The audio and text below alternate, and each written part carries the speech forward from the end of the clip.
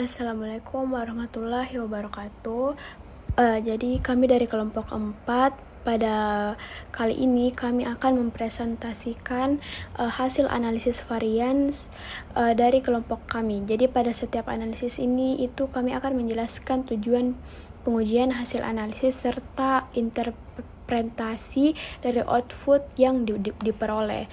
Jadi yang pertama itu ada one way ANOVA. Jadi analisis ini tuh bertujuan untuk mengetahui apakah terdapat perbedaan rata-rata skor prestasi belajar pada 3 metode pembelajaran. Hipotesis yang digunakan adalah HO, tidak terdapat perbedaan rata-rata skor presentasi, sedangkan H1 itu dapat perbedaan rata-rata skor presentasi. Nah, jadi berdasarkan hasil analisis itu diperoleh nilai F sama dengan 41,9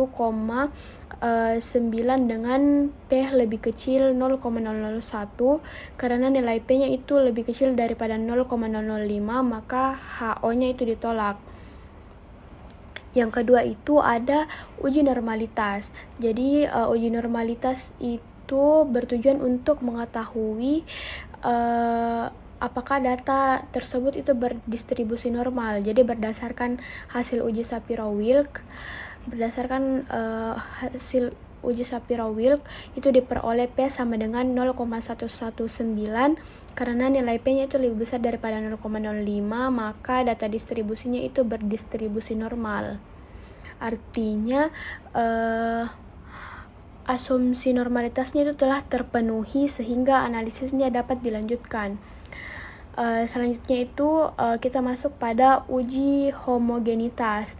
Nah, jadi pada uji homogenitas ini itu dilakukan untuk mengetahui apakah varians antar kelompok itu bersifat homogen. Berdasarkan hasil uji Leven itu diperoleh P sama dengan 0,965.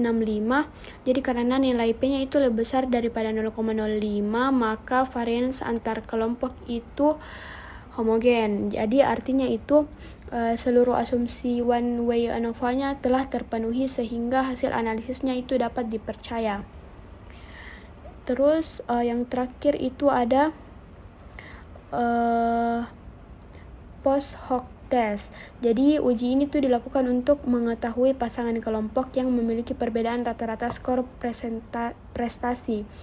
Jadi hasil ujinya itu menunjukkan bahwa seluruh pasangan metode pembelajarannya memiliki nilai P kurang dari 0,05, yang artinya setiap metode pembelajarannya itu memiliki rata-rata skor presentasi yang berbeda secara signifikan. Tahu apakah terdapat perbedaan antara rata-rata 3 kelompok ini, yaitu ceramah, diskusi, dan praktikum.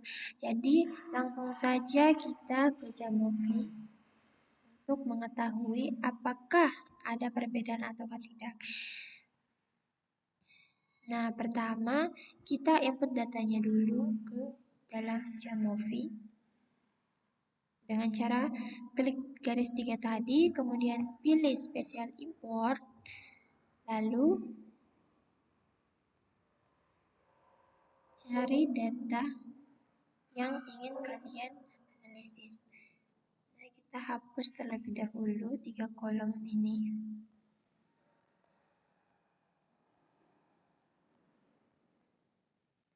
Nah, oke, sekarang untuk variabel skor prestasi akan saya ubah dari nominal ke continuous. Oke, sudah selesai.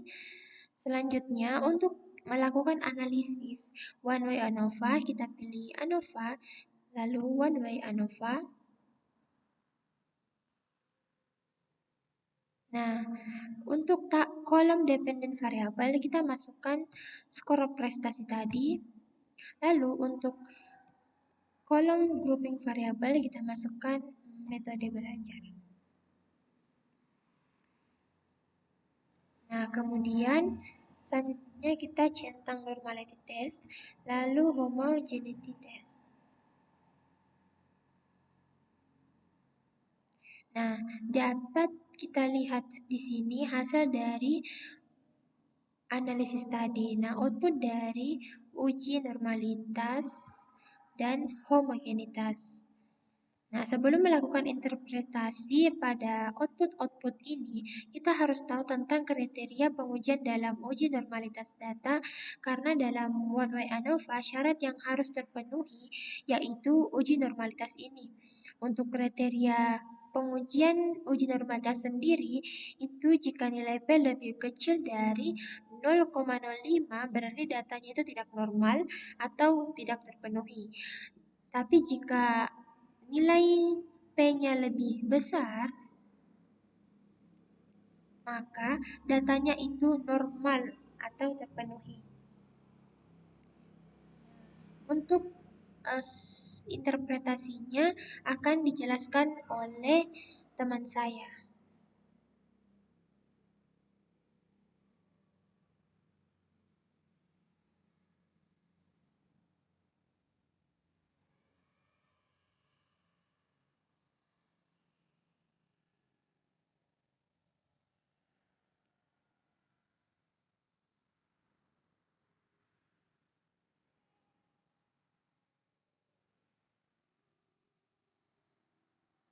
Nah, untuk output uji homogenitas sendiri juga terdapat kriteria pengujiannya, yang dimana jika nilainya itu kurang dari 0,05, maka data itu tidak homogen atau tidak terpenuhi. Begitupun sebaliknya, jika nilai P-nya itu lebih besar dari 0,05, maka data itu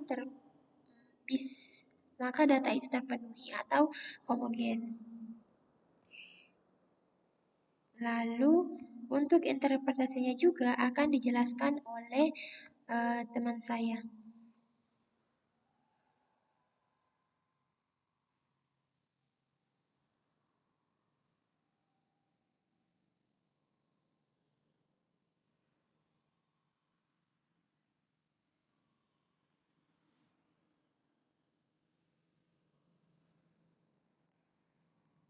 Nah, jika uji nah, karena uji homogenitas kita itu terpenuhi karena lebih besar dari 0,05, maka selanjutnya kita akan menampilkan output one way ANOVA, di mana dalam output tersebut asumsi dari uji homogenitas itu sudah terpenuhi.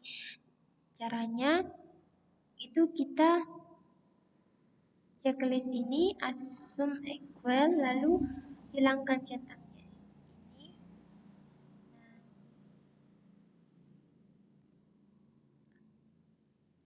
Dapat kita lihat di sini.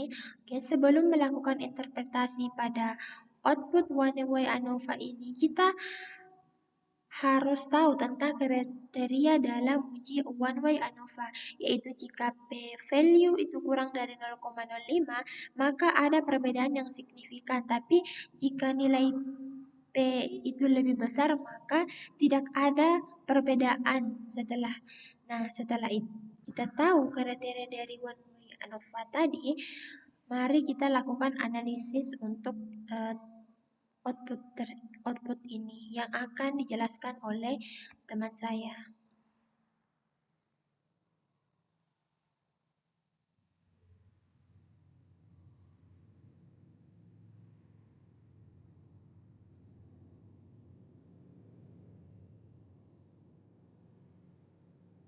Nah, setelah kita tahu bahwa hasil one way ANOVA tadi itu signifikan, maka kita lanjut ke post hoc test. Nah, caranya itu kita pilih post hoc test ini, lalu kita centang ini Turkey equal variance. Nah, kenapa kita pilih ini? Karena asumsi uji homogenitas kita tadi itu sudah terpenuhi. Jadi kita pilih ini. Tapi jika uji homogenitas kita tidak terpenuhi, maka kita bisa pilih ini. Oke?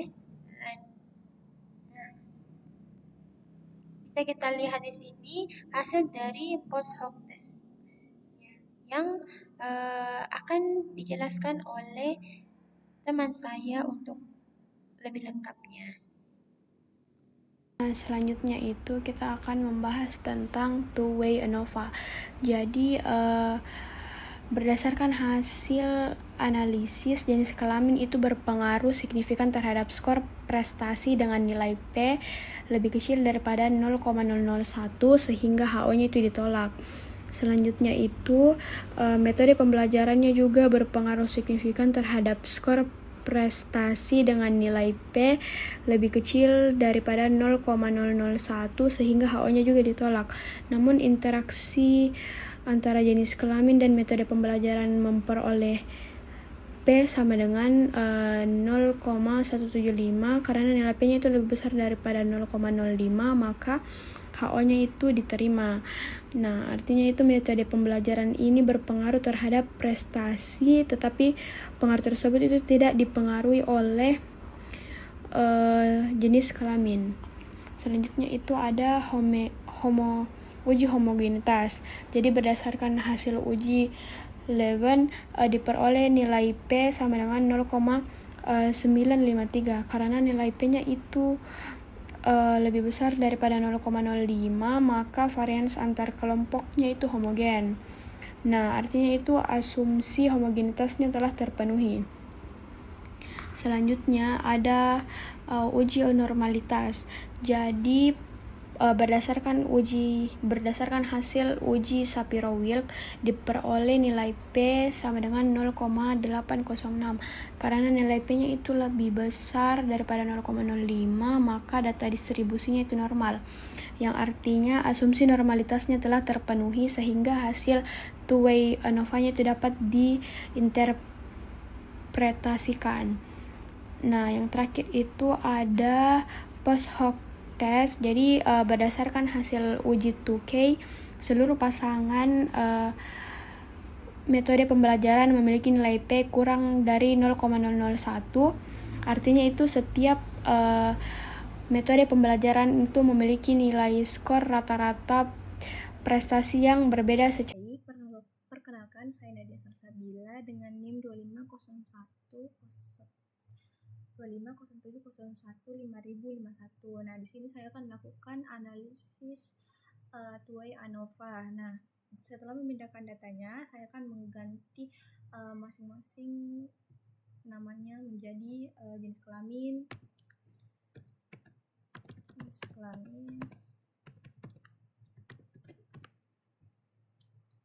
measure type-nya tetap pada nominal.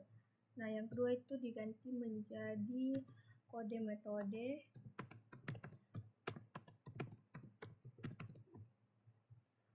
Masih tetap dengan measure type nominal.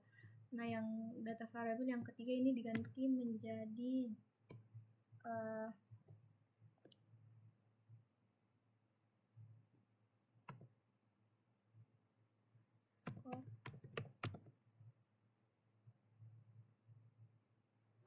skor prestasi. Nah, measure type-nya ini diganti menjadi continuous.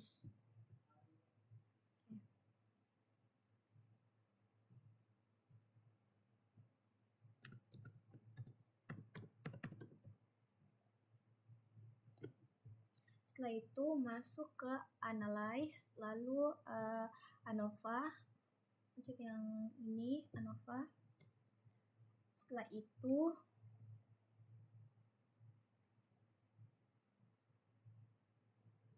masukkan variabel skor prestasi ke bagian dependent variable. Nah, skor prestasi dipindahkan ke dependent variable karena variabel ini merupakan variabel terikat yang akan dianalisis.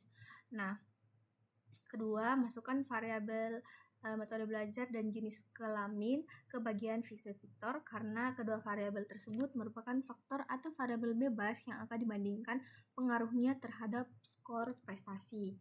Nah, kita masukkan dulu ke Visser Victor.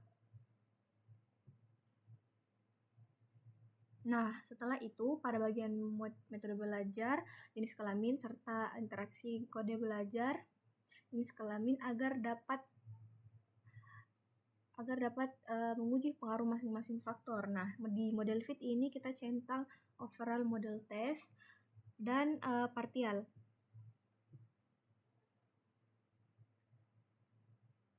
Nah, ini teman-teman, terus lanjut ke assumption check. Kita centang assumption homogenitasnya, terus normalitasnya juga, dan Key-pilotnya juga kita centang. Nah, setelah itu lihat hasil ANOVA apakah dapat pengaruh signifikan dari masing-masing faktor. Nah, di sini terlihat ada yang signifikan itu ada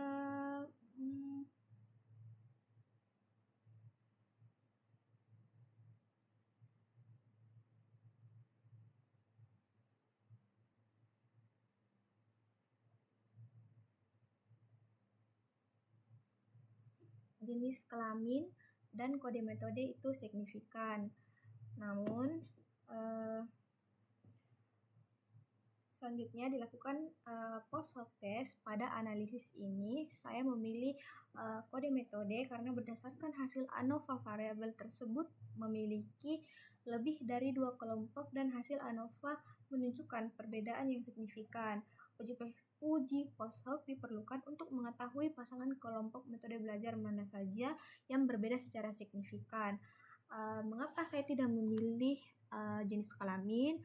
Karena variabel jenis kelamin tidak dipilih untuk post hoc karena hanya terdiri dari 2 kelompok, yaitu laki-laki dan perempuan. Perbandingan 2 kelompok sudah dapat diketahui langsung dari hasil ANOVA sehingga tidak memerlukan uji lanjut post hoc. Nah, kita lanjut ke uji post hoc testnya. Ke kode metode dipindahkan ke sini. Terus correctionnya itu 2K teman-teman.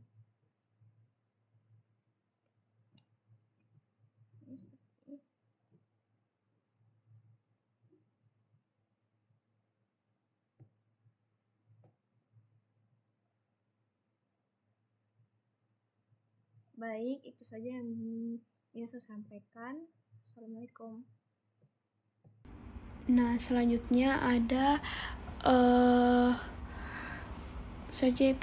within subject effect. Nah, berdasarkan hasil analisis diperoleh nilai F sama dengan 197 dengan nilai P lebih kecil daripada 0,001 karena nilai P-nya itu lebih kecil daripada 0,05, maka HO-nya itu ditolak. Artinya terdapat perbedaan tingkat stres yang signifikan antara pengukuran pertama, kedua, dan ketiga. Selanjutnya itu ada between subject effect. Jadi pada output ini itu hanya ditampilkan nilai residual dengan mean square sebesar 34,6.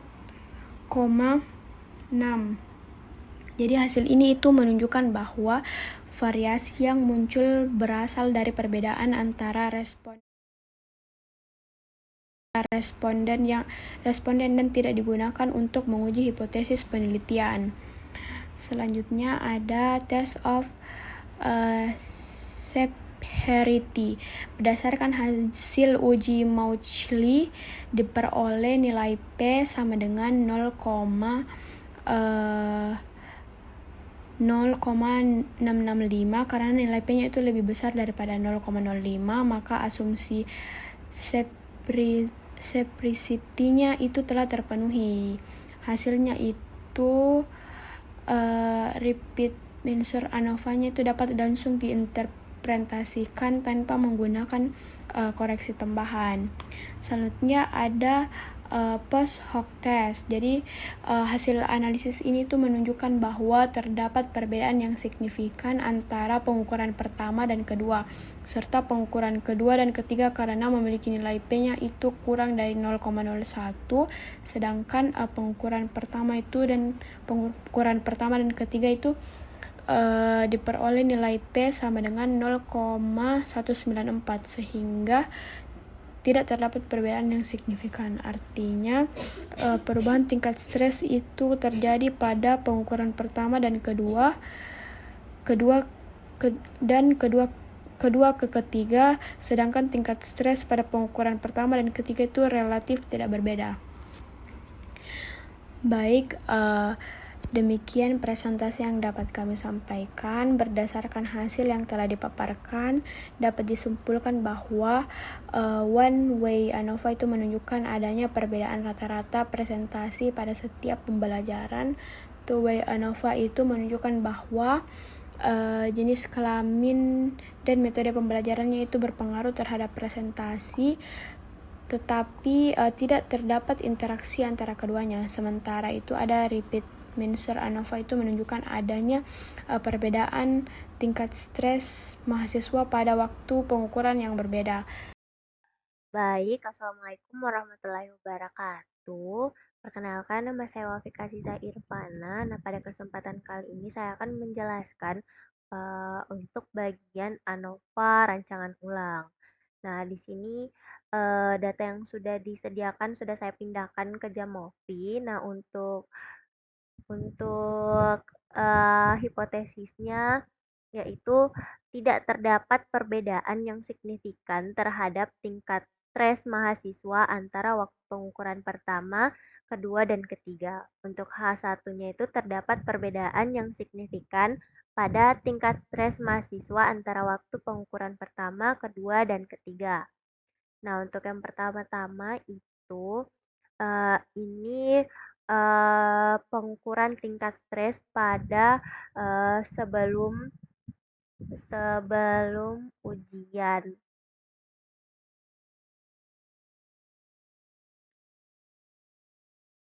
Terus yang ini saat ujian, dan yang ini setelah ujian. Nah, untuk tipenya juga jangan lupa diganti. Nah, setelah diisi, kita masuk di ANOVA, terus di repeated measure, habis itu diganti ini jadi 1, dikodekan.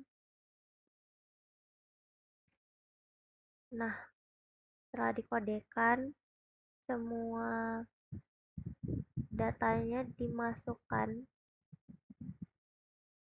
Nah, seperti ini. Setelah itu, kita masuk di sini deskriptif buat melihat normalitasnya Shapiro-Wilk. Nah, di sini Shapiro-Wilknya muncul nilainya yang menandakan di atas 0,05. Habis itu kita kembali ke ANOVA tadi.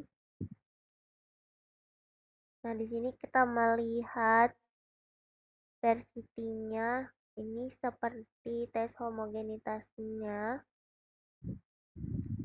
Terus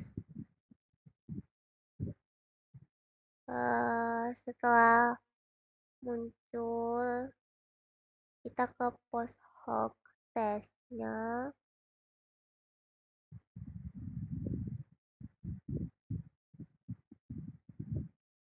Nah,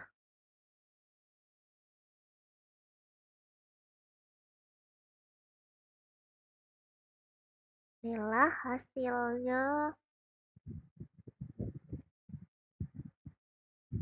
dari pengerjaan tes ANOVA rancangan ulang. Untuk pemaknaannya akan dimaknakan oleh teman saya. Terima kasih. Sekian dari presentasi kami. Mohon maaf jika ada kurang. Assalamualaikum warahmatullahi wabarakatuh.